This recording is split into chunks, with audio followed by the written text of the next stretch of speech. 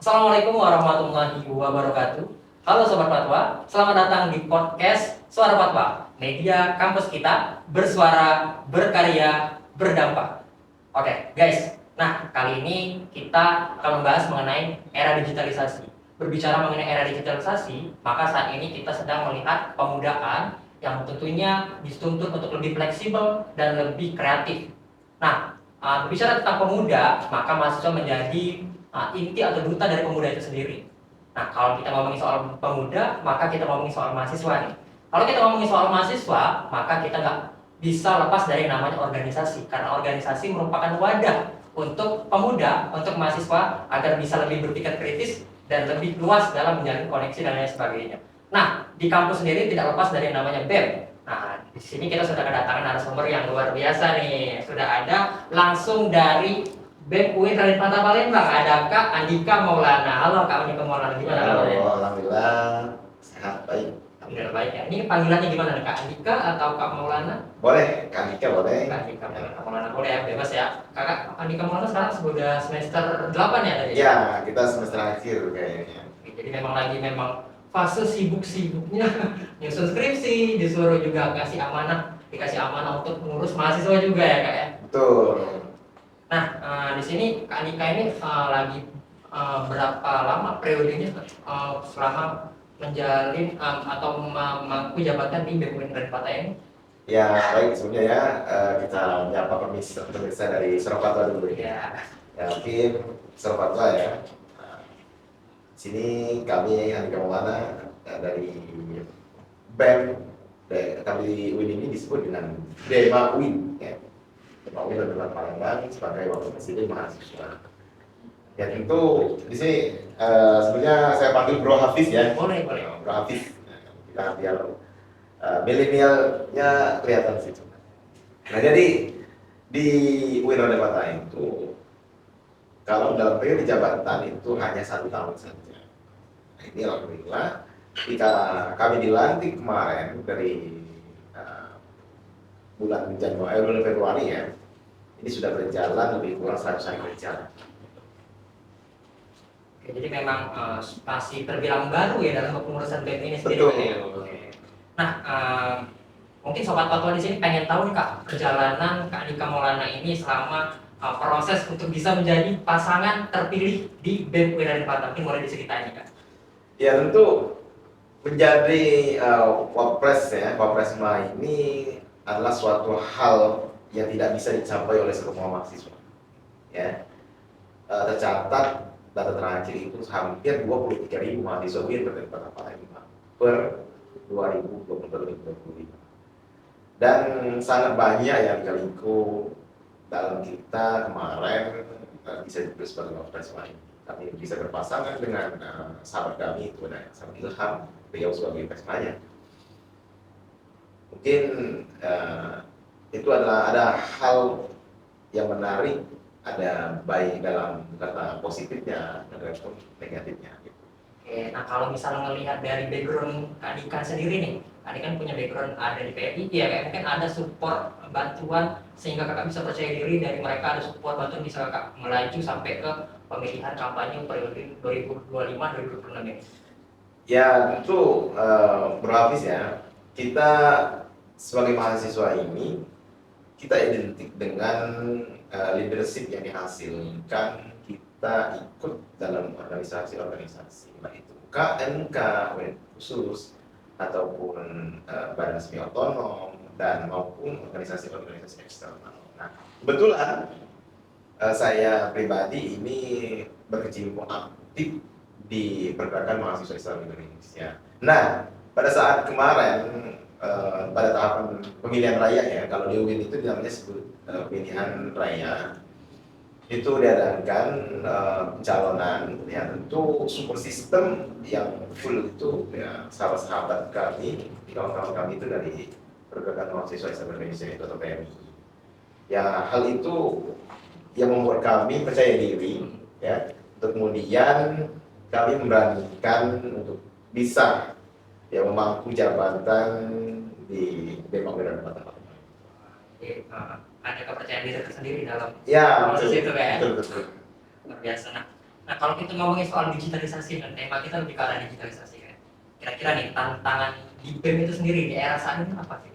Nah, untuk tantangan ya ini agak lumayan ini ya kalau pembahasan tentang era digitalisasi. Jadi kawan-kawan ya, saat ini kita di era disrupsi di dalam digitalisasi, memang permasalahan pokok saat ini mahasiswa kita tahu sebetulnya dengan bagaimana sih dengan memfungsikan digitalisasi dengan baik. Tetapi ketika kita dikaitkan dengan keorganisasian, baik itu eksternal maupun internal, ini kita lebih tepatnya itu kurang apa namanya mengkomplekskan bagaimana menggunakannya, gitu. Itu permasalahannya. Nah, tapi alhamdulillah nih, kalau di BEM kita eh, kominfo kita itu berjalan dengan baik, dan setiap kementerian itu 20 kementerian semuanya medianya punya media, baik Instagram, ya itu media TikTok, kemudian apalagi sejenis media-media sosial lainnya. Nah, ngomongin soal tadi kayak digitalisasi ini kan, kita kan identik sama mahasiswa ini lebih ke arah kayak demonstrasi, Ya, turun langsung ke jalan. Nah, gimana menurut kakak? Ini masih relevan nggak sih di zaman sekarang yang memang opini itu gampang banget untuk digiring? Kira-kira masih relevan nggak sih untuk turun ke jalan atau cuma bisa kayak media aja udah gitu? Gimana menurut kakak? ya jadi sahabat-sahabat kawan-kawan ya, di dalam menyampaikan aspirasi tentunya itu banyak cara ya yang bisa kita lakukan. Salah satunya kita bisa berdemonstrasi aksi di jalan, ataupun bisa menulis, men-tweet di media sosial, dan bisa langsung beraudiensi kepada pihak-pihak lembaga terkait. Nah, relevan atau tidaknya saat ini, kami rasa ya semua indikator tadi itu masih relevan untuk digunakan. Tapi tinggal bagaimana kita memposisikan. Ya, kayak kemarin nih, ada isu yang paling besar yang kami angkat itu ya yang berdampak langsung kepada kita masyarakat, mahasiswa, pelajar, itu adalah efisiensi anggaran. Itu kita menurunkan demonstran ribuan itu. Nah, di situ ketika kita turun aksi dan berkolaborasi dengan media di era digital tadi kan, itu langsung booming tuh se-Indonesia. Artinya apa? Peran media dan digitalisasi di semua bidang itu sangat berpengaruh. Relevan banget. Ini masih relevan. Masih relevan. Tergantung kreativitas kita berarti kayak untuk bisa menyambungkan hal itu juga dengan era digitalisasi. Nah, gitu. Luar biasa. Nah, kalau ini strategi sendiri sih Kak, dari BEM saat ini, strategi untuk bisa menjaga aspirasi mahasiswa di era digital yang mana sekarang kayak digital ini gampang banget buat mahasiswa ini nggak fokus sama apa yang mau mereka capai. Mereka lebih kayak hiburan aja dan mereka nggak lebih kritis gitu. Gimana menurut Kakak? Tanggapan apakah ada strategi khusus? Oke. Oh ya, tentunya ya kawan-kawan ya, para mahasiswa tentunya di lingkup Windows dan Palembang, kita menggunakan media sosial tentunya di era digitalisasi ini memanfaatkan harus dengan sebaik mungkin. Nah, kami di BEM juga di situ kan punya media-media sosial, dan di sini sering kami mendapat DM pribadi gitu ya dari mahasiswa kita ya. Mereka menyampaikan aspirasi secara langsung. Oh Kak, bisa nggak bantu di sini kami mempunyai masalah di misalnya beasiswa kami nih, kira-kira kapan cairnya kayak gitu. Kemudian dalam isu-isu yang agak sensitif ya, dalam tanda kutip ini harus kita kawal bersama, kayak pelecehan segala macam. Nah, ini kami punya kementeriannya sendiri, bidang kesehatan itu yang kemarin bentar lagi ada programnya. Di situ bisa menyampaikan aspirasi di bidang perlindungan terhadap kekerasan seksual. Itu jadi ya strategi khususnya ya kami menggerakkan semua media ya setiap kementerian itu untuk menampung semua aspirasi. Jadi kalau sahabat-sahabat, kawan-kawan mahasiswa, ayo jangan kalian jenuh, jangan kalian kapok. Apa yang tidak bisa kalian kerjakan sendiri di perkuliahan, tentu kan ada hal yang mungkin kalian tidak punya titik temu ya untuk penyelesaian. ujung-ujungnya kalau kalian pendam sendiri tanpa meminta pendapat, tanpa adanya mencari sebuah penyelesaian solusinya, ya itu akan berakibat fatal terhadap psikis daripada kita sendiri itu. Oke, jadi memang berdampak itu ya Kak ya. Dan nah Kak ini kan Kak Andika ini kan masa transisi dari ke pemimpin KIDO ya Kak ya. Ya, betul. Nah, di sini ada nama kabinet dari kabinet yang dipimpin oleh rombongan Kak Andika dan kawan-kawan, namanya Kabinet Kolektif Maju yang sebutnya Kabinet Intensity ya. Itu boleh dikasih tahu visi misi dari kabinet atau mungkin nama bisa dikasih Kolektif Maju itu apa sih?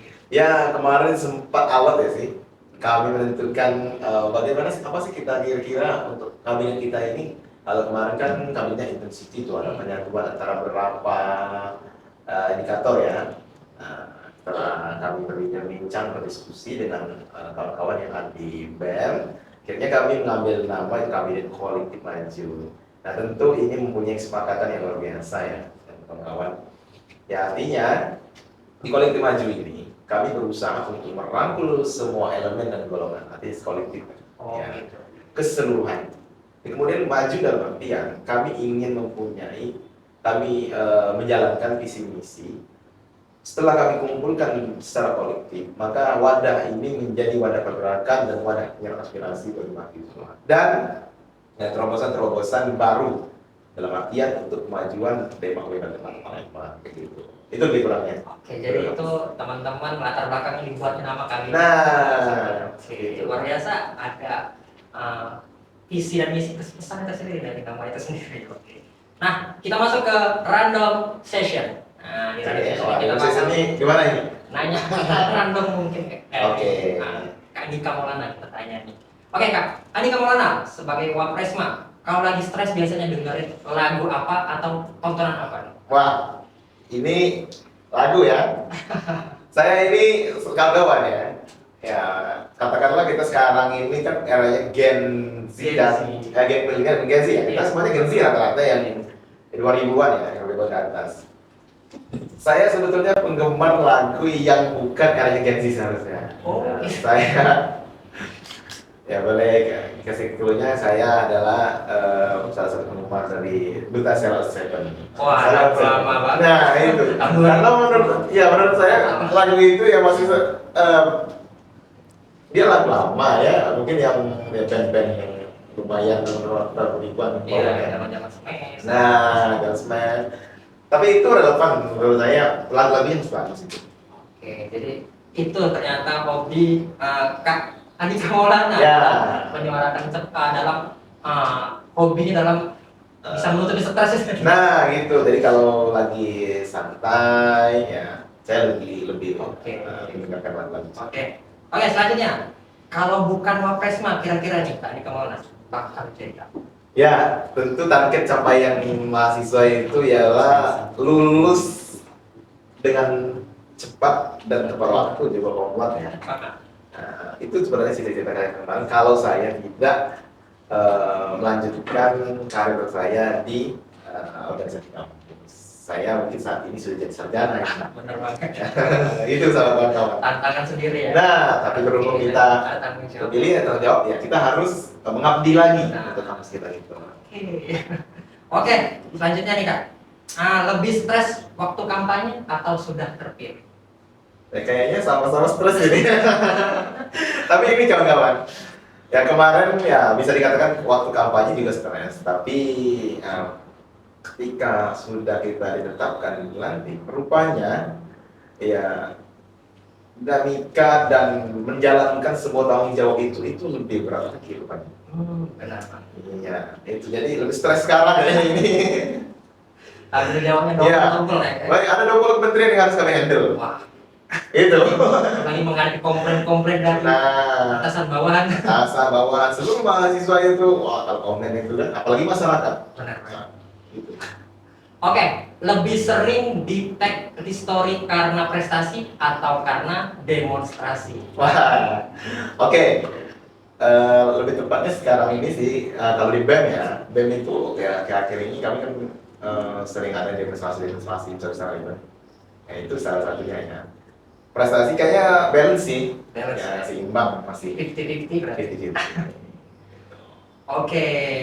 Nah, kira-kira nih Kak, drama atau film apa nih yang dihobi sama oleh Wapres McQueen saat ini? Wah, itu bukan drakor ya. Saya bukan pecinta drakor. Waduh, Jadi yang bukan cewek-cewek, aduh sorry ya. jadi kawan-kawan yang hobi drakor ya pasti apresiasi itu. Ya, dan kita punya apa ya imajiner tersendiri Iya. ya di dalam menentukan sebuah pilihan hobi tontonan. Saya lebih ke film-film yang berbau survival kayak gitu. Oh gitu, action, survival, Ya kayak action kayak gitu. Hollywood. misteri juga hobi kan? Ya kayak gitu. Tapi yang horor sih nggak Nggak terlalu. terlalu sih. Gitu gitu bro Hafiz. Oke, siap. Thank you banget nih. Nah, mungkin pesan nih Kak, pesan ke diri sendiri kalau waktu dulu sebelum menjabat, kalau misalkan Kakak bisa balik ke masa lalu nih, pengen nyampein apa sih sama diri Kakak sebelum jadi Wapres mah? Oke. Ya kawan-kawan saya pribadi ya. Saya dulu tentunya sebelum menjabat sebagai Wapres McQueen Raden Patah memang sudah melewati lika-liku di organisasi-organisasi. Saya pernah menjabat jadi ketua Badan Semi Otonom di BEM. Saya juga pernah jadi ketua semua fakultas. Saya juga aktif di eksternal, di organda.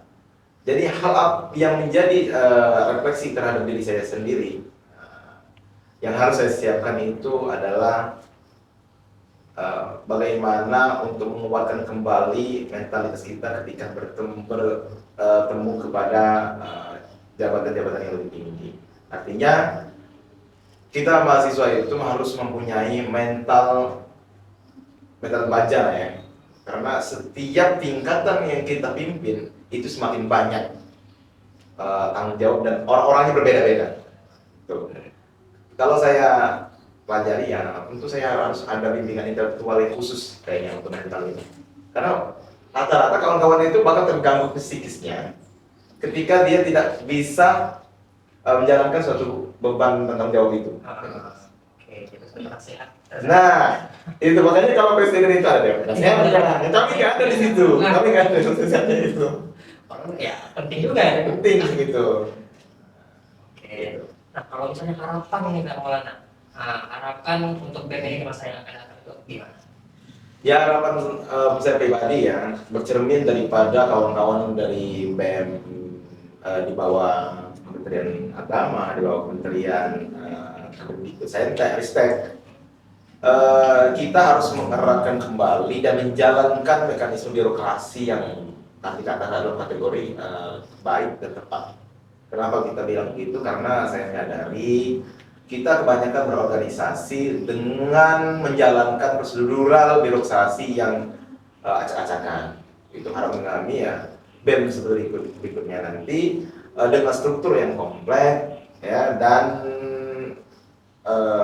mempunyai apa ya administratif yang lengkap. Nah itu yang bakal menjadikan integritas daripada lembaga-lembaga itu sendiri. Oke, jadi ada pesan khusus nggak nih untuk mahasiswa yang masih skeptis sama BEM UIN Raden Patah yang mungkin masih terbilang ya ada pro kontranya, kadang-kadang ada kan pesan-pesan yang mau disampaikan? Oke, mungkin ya. Jadi pesan kepada kawan-kawan ini mahasiswa dari 2004 dari saat ini semester 2 ya, masih baru.